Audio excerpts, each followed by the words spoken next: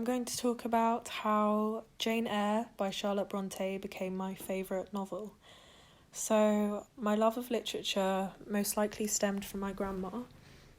She did a joint music and English course at Bristol University and was passionate about literature. From the start, she tried to impose these passions onto me through teaching me piano from a very early age, or giving me lots of her favourite pieces of literature she loved as a child.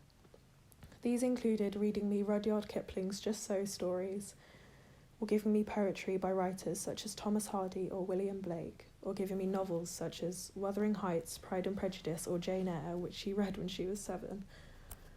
However, I found that, like most children, I wasn't too keen on doing things if I was told to do them, coupled with the fact that I grew up in very different circumstances to her. She didn't have the lure of social media, and as she was evacuated in the Second World War to a farm, she was more inclined to do all this reading. So as a result, these pieces of literature lay collecting dust on the bookshelf of my room.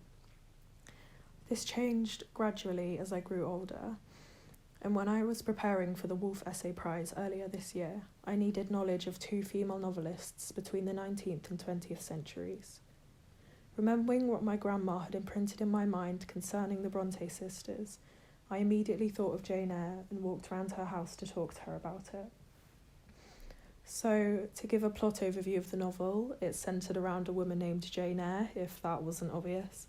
She is a female lower-class orphan, and the novel follows her journey of growing up in a society that condemns these features about her. There are many obstacles she faces, such as an abusive aunt and unpleasant conditions in the orphanage she later lives in. One of the main reasons that I loved this novel is that this discrimination Jane experienced ironically benefited her, as it allowed her to develop self-worth.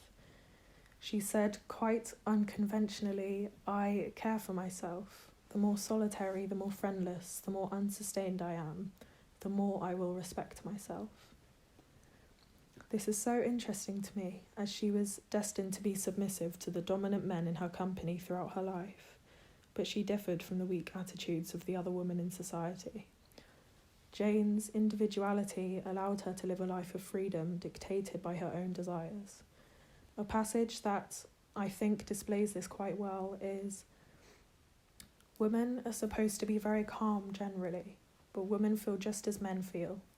They need exercise for their faculties and a field for their efforts as much as their brothers do. They suffer from too rigid a restraint, too absolute a stagnation, precisely as men would suffer, and it is narrow-minded in their more privileged fellow creatures to say that they ought to confine themselves to making puddings and knitting stockings, to playing on the piano and embroidering bags.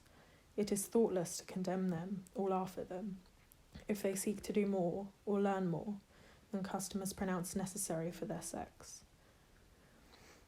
When I read Jane Eyre, it was straight after reading Virginia Woolf's extended essay, A Room of One's Own, so I read it through that feminist point of view. She argued that the fiery character of Jane was taken from Bronte's frustration with the Victorian patriarchy.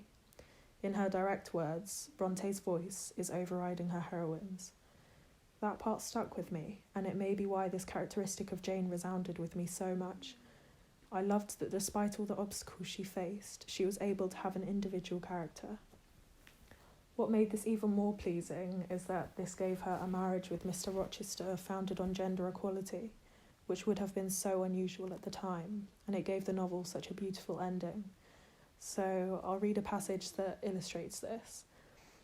"It is my spirit that addresses your spirit, just as if both had passed through the grave and we stood at God's feet, equal as we are." I think this idea of gender equality that Jane wholeheartedly desired is what makes the novel so timeless, as it's something that was desired throughout history, with modern authors like Margaret Atwood replicating this idea of repression towards women and the extents to which they tried to rebel against it. I find this theme so interesting, so I'm so glad I was provoked to read Jane Eyre, being not largely exposed to classic women literature before, and I'm looking forward to reading other works in this genre.